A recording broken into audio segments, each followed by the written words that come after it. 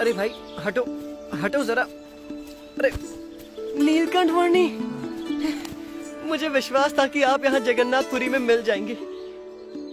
उधर 2 पैसों के लोभ में मैं आपको खो बैठा। अब मैं आपसे नहीं बिछड़ूंगा।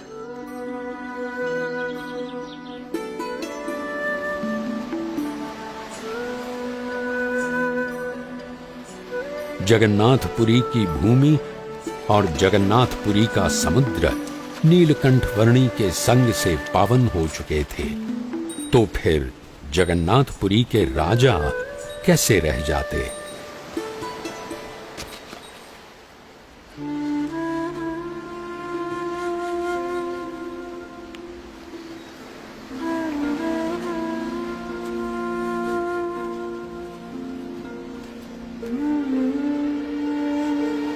प्रणाम। प्रणाम। मैं जगन्नाथपुरी का राजा गजपति राजा दिव्य सिंह देव हूं। जगन्नाथपुरी के मेरे साम्राज्य में आपकी दिव्य प्रतिभा के बारे में मैंने बहुत कुछ सुना है। प्रणाम।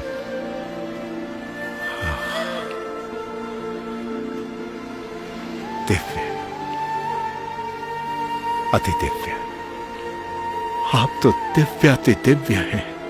आप तो सच्चित आनंद स्वरूप हैं। प्रभु, मेरी प्रार्थना है कि इस वर्ष के रथ यात्रा उत्सव में आपकी विशेष उपस्थिति हो, जी। जिससे समग्र जगन्नाथपुरी के वासियों को आपके दर्शन का सौभाग्य मिले, जी। और रथ यात्रा उत्सव के पश्चात भी आप यहां जगन्नाथपुरी में ही बसे रहे। धन्यवाद प्रभु, धन्यवाद।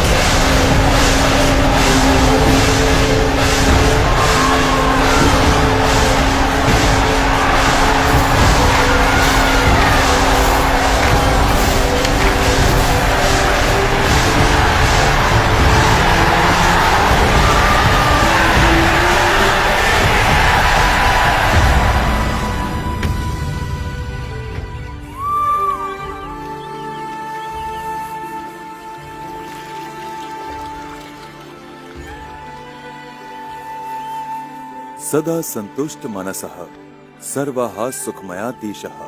यदि संतोष पूर्वक जीवन जिएंगे तो सुखी रहेंगे।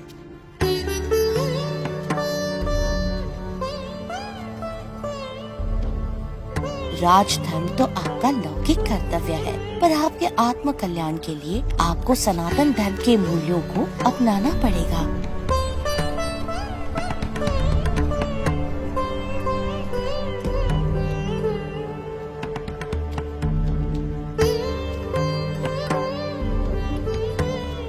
पिछले 10 महीनों में कई बार जगन्नाथ जी के दर्शन आपके साथ किए हैं, और आज वैसे दर्शन अंतिम बार किए।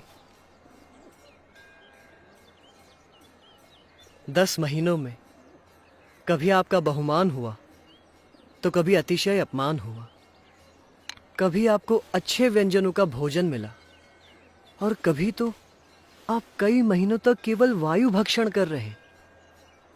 हर परिस्थिति में आप एक समान प्रसन्नता से रहे। मैं तो कई बार बहुत व्यथित हो जाता था, पर आप तो हमेशा स्थित प्रज्ञ। अब आगे हम कहाँ जाएंगे? यहाँ से पश्चिम दिशा में महानदी है।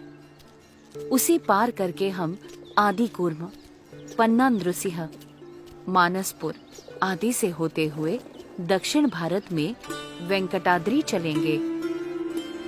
उड़ीसा प्रदेश को लांघते हुए नीलकंठ वर्णी ने अपनी कल्याण यात्रा को आगे बढ़ाया आंध्र प्रदेश में।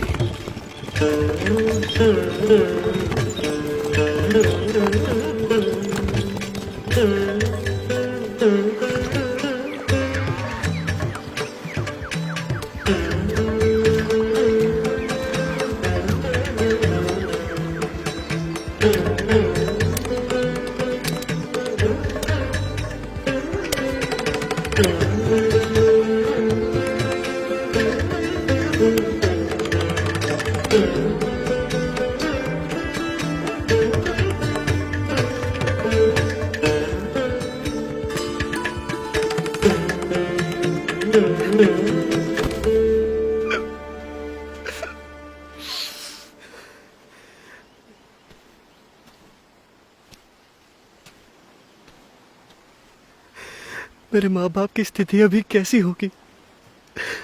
मेरा मन हमेशा उनकी चिंता में लगा रहता है। चलो चलो हम घर वापस चलते हैं।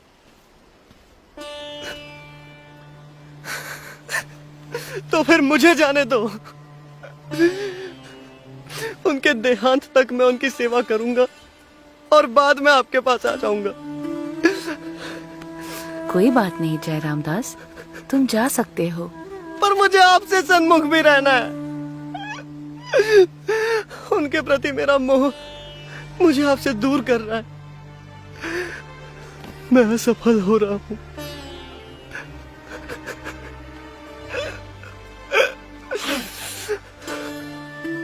अहम और ममत्व रूपी माया का त्याग करना कोई सरल खेल नहीं है जो तुम ऐसे ही खेल लेते, पर तुमने प्रयास तो किया।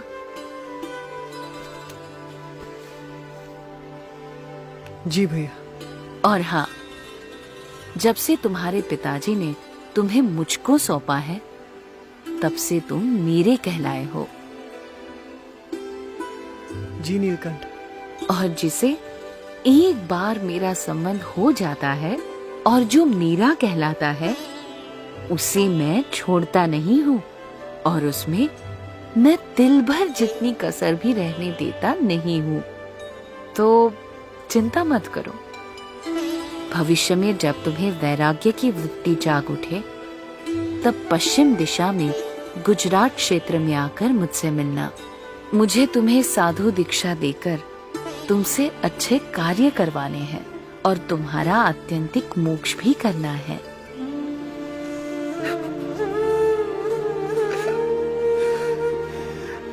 प्रणाम। प्रणाम। मुझे भूलिएगा मत।